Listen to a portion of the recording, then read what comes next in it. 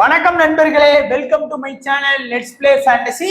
இன்னைக்கு நம்ம என்ன மேட்சுக்கான ப்ரெடிக்ஷன் பார்க்க போறோம்னா 100 லீக்ல 30வது மேட்சான நம்ம சவுத்தர்ன் பிரேவ்ஸ்க்கும் பேஸ் ஃபயர்ஸ்க்குமான ப்ரெடிக்ஷன் தான் பார்க்க போறோம்.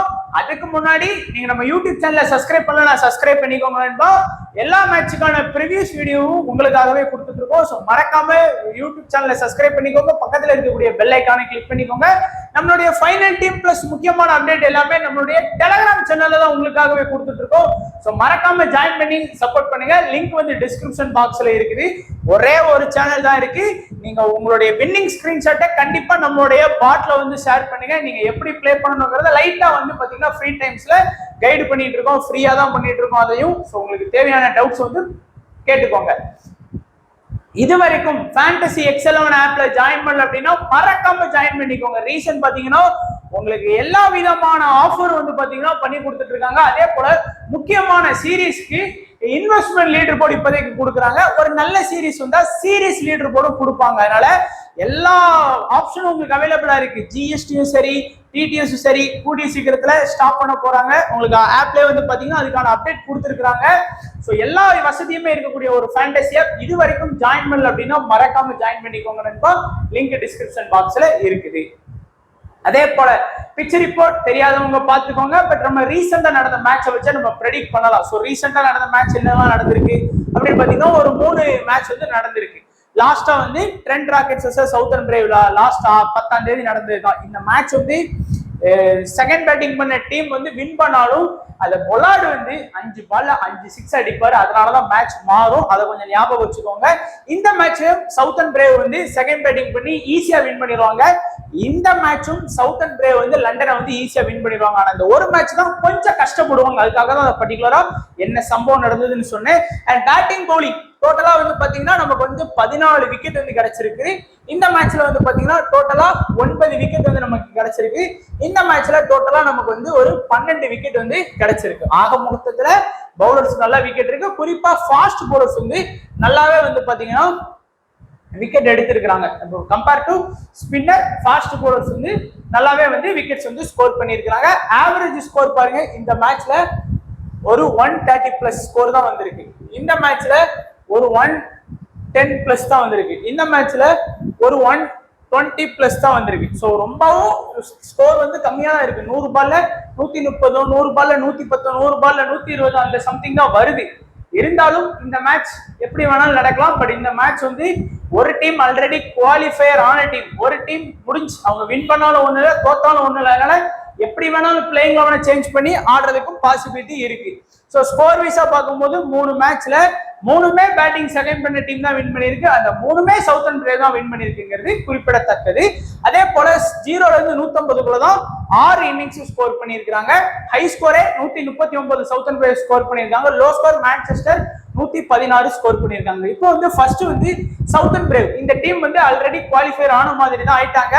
அண்ட் முதல் மேட்ச் வந்து லண்டனை வின் பண்ணியிருக்காங்க. 2ஆம் மேட்ச் வந்து நார்த்தன் சூப்பர் ஜார்ஸ் தோத்துருக்காங்க. 3வது மேட்ச் மான்செஸ்டர் வின் பண்ணிட்டாங்க. 4வது மேட்ச் பர்மிங்ஹாம் வின் பண்ணிட்டாங்க. 5வது மேட்ச் வந்து வேல்ஸ் பேரை வின் பண்ணிட்டாங்க. 6வது ஓவல்ட்ட தோத்தாங்க. 7வது வந்து பாத்தீங்கன்னா ட்ரெண்ட் ராக்கெட்ஸ் வின் பண்ணிட்டாங்க. அவங்க தோத்த மேட்ச்னு பாத்தீங்கன்னா ஓவல் இன்வின்சிபிலிட்டியும் நார்த்தன் சூப்பர் ஜார்ஸ் தோத்துருக்காங்க. மீதி வந்து 5 மேட்ச் வந்து வின் பண்ணியிருக்காங்க 7. அப்போ ஒரு நல்ல டீம் அப்படின்னே நம்ம சொல்லலாம் இவங்க. ஏன்னா அதுக்கு வந்து காரணம் அவங்களுடைய பவுலிங் அட்டாக். ஃபர்ஸ்ட் வந்து பேட்டிங் பாத்தீங்கன்னா வின்ஸ், டேவிட்ஸ், பொலி, ஃபிளெச்சர், ஈவன்ஸ், பொலார்ட் ஒரு 6 ப்ராப்பரான பேட்டிங் லைனப் வச்சிருக்கக்கூடிய ஒரு டீம். பவுலிங்னு பாத்தீங்கன்னா கிறிஸ் ஜோர்டான், அகில் கோசே, மில்ஸ், ஆர்ச்சர், ஓவர்டன். இல்ல ஓவர்டனுக்கு பேலா, ஏன்னா இந்த கிரவுண்ட்ல ஸ்பின்னுக்கு சப்போர்ட் இருக்காது பெருசா. அதனால அவங்க ஓவர்டனோட வருவாங்க. ஸ்பின்னுக்கு சப்போர்ட் இருக்கும்னு நினைச்சாங்கன்னா அந்த பிரிங்ஸ் இங்கக்கூடிய ஒரு ஸ்பின் பவுலரோட வர்றதுக்கு வாய்ப்புகள் இருக்கு. 2 பேர்ல யாராச்சும் ஒருத்தர் ஆகலாம். இல்லைன்னா திடீர்னு ஆர்ச்சர் கூட வெளியே போய் உட்காந்துக்குவாரு, அது வேற விஷயம். ஏன்னா அவரும் வந்து ஒரு சில மேட்ச்லாம் விளையாடாம அந்த ஸ்பின்னரை கூட எடுத்திருக்கிறாங்க. அப்படி கூட இருக்கலாம். ஆனா இதுதான் ஒரு பாசிபிள் 11 இருக்கிறதுக்கு வாய்ப்பு இருக்கு. அந்த ஒரு ஸ்பின்னரை கொண்டு வந்தாங்கன்னா ஒன்னு ஓவர்டன் இல்ல ஆர்ச்சருக்கு போயிலா கொண்டு வருவாங்க. ஆனா இந்த பிச்சில் பெருசா ஸ்பின்னுக்கு சப்போர்ட் இல்லை. அதனால ஃபாஸ்டா ஆடுறதுக்கு வாய்ப்பு இருக்கு. ஃபர்ஸ்ட் இந்த 6 பேர்ல பாத்தீங்கன்னா வின்ஸ் இந்த சீசன்ல ஒரு சூப்பரான இன்னிங்ஸ் ஆடி இருக்காரு. இந்த மேட்ச் பாருங்க 56, 20, 90, 73, 52, 28 சொல்லி தொடர்ந்து 4 மேட்ச் வந்து சூப்பரான ரிசல்ட் வந்து கொடுத்திருக்கிறாரு. நீங்க பாத்திருப்பீங்க. அந்த அளவுக்கு ஒரு நல்ல ஒரு சிறப்பா வந்து பாத்தீங்கன்னா எல்லா மேட்சுமே கன்சிஸ்டன்சியா வந்து ஆடிட்டாரு. டேவிட்ஸும் பாத்தீங்கன்னா குறை சொல்ல முடியாத லெவலுக்கு அவரும் வந்து ஒரு 4 மேட்ச் டோட்டலா 7 மேட்ச்ல ஒரு 4 மேட்ச் ஆடி இருக்காரு. பிளஸ் விக்கெட் கீப்பர்ல நிறைய பாயிண்ட்ஸ் வாங்கி கொடுத்திருக்காரு. அப்படிங்கும்போது வின்ஸும் டேவிட்ஸும் ஒரு சூப்பரான ஓப்பனிங் காம்போவா இந்த டீமுக்கு இருக்காங்க. பட் மிடில் ஆர்டர்ஸ்லாம் வந்து கொஞ்சம் சொதப்புறாங்க. மிடில் ஆர்டர்ஸ் வந்து பாத்தீங்கன்னா பொலி வந்து பாத்தீங்கன்னா ஒரு மேட்ச் 23, இன்னொரு மேட்ச் வந்து 21, 21 அந்த ஒரு ஆவரேஜா 25 ஒரு 15 ரன்ல இருந்து 25 ரன் அதுக்குள்ளதான் வந்து பாத்தீங்கன்னா இவரோட ஸ்கோர் வந்து இந்த சீசன்ல இருந்திருக்கு. ஃபிளெச்சர் லாஸ்ட் 2 மேட்சுமே ஒரு ஃபிளாப்பான ரிசல்ட் தான். அதே மாதிரி ஈவென்ட்ஸ் வந்து ஒரே ஒரு மேட்ச் மட்டும் தான் 25 அடிச்சாரு. மீதி எல்லாமே சிங்கிள் டிஜிட்ல தான் வந்து பாத்தீங்கன்னா ஸ்கோர் பண்ணி கொடுத்திருக்காரு. என்னது ஈவென்ட்ஸ் வந்து சிங்கிள் டிஜிட்ல ஸ்கோர் வாங்கி கொடுத்திருக்காரு அப்படிங்கிற மாதிரி தான் எனக்கே ஆச்சரியமா இருக்கு. ஏன்னா அவரோட பெர்ஃபார்மன்ஸ் அந்த லெவலுக்கு ஒர்த்தாவே இல்லை இந்த சீசன்ல. எல்லாமே 1, 6, 2, 4 இந்த மாதிரி தான் வந்து பாத்தீங்கன்னா ஆடி இருக்காரு. அடுத்து பொலார்டு வந்து எக்ஸ்பெக்ட் பண்ணதை விட சூப்பரா ஆடி இருக்காரு. 37, 38, 17, 18, 15 சொல்லி குறைஞ்ச பால் தான் அவருக்கு பேட்டிங் கிடைக்கும். அதிகபட்சம் வந்து ஒரு மேக்சிமம் வந்து பொலார்டுக்கு வந்து ஒரு எப்படி சொல்றது, நம்ம வந்து ஒரு கடைசி ஒரு 20 பால் அந்த மாதிரிதான் வந்து ஃபேஸ் பண்றாரு. அப்படிங்கும்போது அவரால் வந்து பாத்தீங்கன்னா பெருசா வந்து கான்ட்ரிபியூட் பண்றது கஷ்டப்படுறாரு. இதேதான் கொஞ்சம் சீக்கிரமா வந்தாருன்னா நல்லா இது பண்ணலாம். ஆனா சில மேட்ச் வந்து பினிஷ் பண்ற மாதிரி இருக்கிற டைத்துல சீக்கிரமாவே வந்துடுறாரு. பட் இருந்தாலும் அவரோட ரோல் பேட்டிங் ரோல்ங்கிறது ஒரு கேள்விக்குறிதான் என்ன பொறுத்த வரைக்கும். எப்ப வேணும் சில அன்னைக்கு சீக்கிரம் ப்ரோமோட் பண்றாங்க, சில அன்னைக்கு லேட்டா ப்ரோமோட் பண்றாங்க. இப்போ வந்து ஸ்மால் லீக் அப்படின்னு பாத்தீங்க அப்படின்னா வின்ஸ், டேவிட்ஸ், பொலார்டு இந்த 3 பேருக்கு தான் எல்லாருமே காமனா வந்து உங்க ஆப்போனன்ட்ஸ் வந்து இம்பார்ட்டன்ஸ் கொடுப்பாங்க. ஆனால் நீங்க வந்து ஒரு ரிஸ்க் எடுத்து பார்க்கலாம். இன்னைக்கு வந்து இந்த ஈவெண்ட்ஸை வந்து அல்லது இந்த டிபோலி இந்த 2 பேர்ல யாராச்சும் ஒருத்தரை வந்து பொலார்டுக்கு போயில உங்களுடைய ஸ்மால் லீக்ல வந்து நீங்க கண்டிப்பா நீங்க ரிஸ்க் எடுக்கலாம். தைரியமா ரிஸ்க் எடுத்து பாருங்க. அதே போல நீங்க ஒரு மினி லீக்கோ மெகா லீக்கோ விளையாடுறீங்க அப்படின்னா ஒரு 1000 பேர் ஒரு 10,000 பேர் சேர்ந்து விளையாடக்கூடிய கான்டெஸ்ட்ல பிளே பண்ணீங்கன்னா ஈவெண்ட்ஸ் அல்லது பொலி இந்த அதே தான் இந்த 2 கேம் சேஞ்சர் ஆப்ஷனையும் கண்டிப்பா உங்களுடைய மினி லீக்லயும் மெகா லீக்லயும் கண்டிப்பா யூஸ் பண்ணிக்கோங்க. அதுதான் பேட்ஸ்மேனை பொறுத்த வரைக்குமான ஸ்டாட்ஸ். பவுலிங் பாத்தீங்கன்னா இந்த 5 பவுலர்ஸுமே இம்பார்ட்டன்ஸ் தான். நீங்க ஜோர்டான் எடுத்துக்கோங்க, இந்த சீரீஸ்ல விக்கெட் எடுக்காத ஒரு மேட்ச் கூட கிடையாது. ஒரே பவுலர் அவர் தான். எல்லா மேட்சும் விக்கெட் எடுத்து கொடுக்கக்கூடிய ஒரே பவுலர் அவர் மட்டும்தான். அடுத்து அகில் கோஷன் வந்து ஓரளவுக்கு வந்து பாத்தீங்கன்னா மேட்சுக்கு மேட்ச் மினிமம் ஒரு விக்கெட் எடுத்து கொடுக்குறாரு. இந்த மேட்ச்ல விக்கெட் எடுத்தாரு, இதுல எடுக்கல, இதுல எடுத்துட்டாரு, இதுல எடுக்கல, இதுல எடுத்துட்டாரு.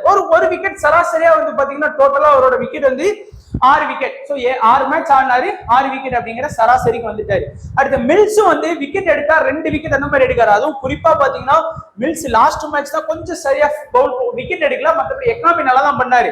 ஆனா அதுக்கு முன்னாடி உள்ள தொடர்ந்து 4 மேட்ச் வந்து 2 விக்கெட் 1 விக்கெட்லாம் ஸ்கோர் பண்ணியிருக்காரு. ஆர்ச்சர், பிராண்ட எல்லா மேட்சுமே அவரும் விக்கெட் எடுத்து கொடுத்திருக்காரு. ஆனா அவர் 2 மேட்ச் வந்து மிஸ் பண்ணாரு. அதனால ஜோர்டான் கூட சேர்க்கலாம் நம்ம. இருந்தாலும் அவர் பிளேயிங் லெவல்ல இருந்த மேட்ச் எல்லாமே ஆர்ச்சர் விக்கெட் எடுத்து கொடுத்திருக்காரு.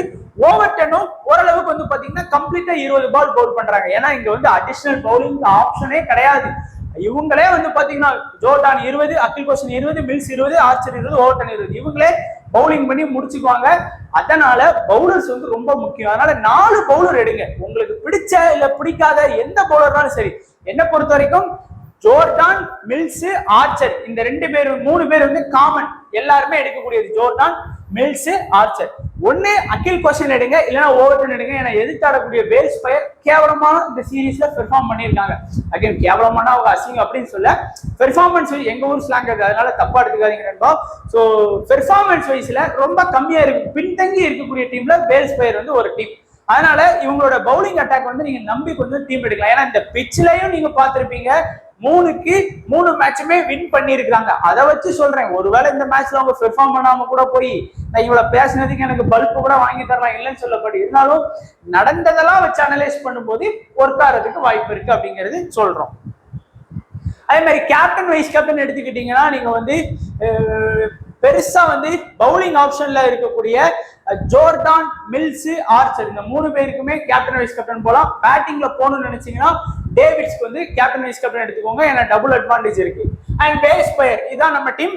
ஓரளவுக்கு வந்து பாத்தீங்கன்னா முதல் மேட்ச் எப்படியோ கஷ்டப்பட்டு வந்து பாத்தீங்கன்னா மான்செஸ்டரை வந்து வின் பண்ணிட்டாங்க. அந்த வின்னிங்னாலதான் ஒரு மேட்ச் கிட்ட 2 மேட்ச் கிட்ட வின் பண்ணாங்க. ஓவல் இன்வின்சிபிள்கிட்ட தோத்தாங்க, லண்டன்கிட்ட தோத்தாங்க, ட்ரெண்ட் ராக்கெட்ஸ்ட வின் பண்ணிருக்காங்க, சவுத்தன் பிரேவ்ட்ட தோல்வி, ஒரு மேட்ச் வந்து ரிசல்ட் இல்ல, லாஸ்டா வந்து பர்மிங்ஹாம் தோல்வி.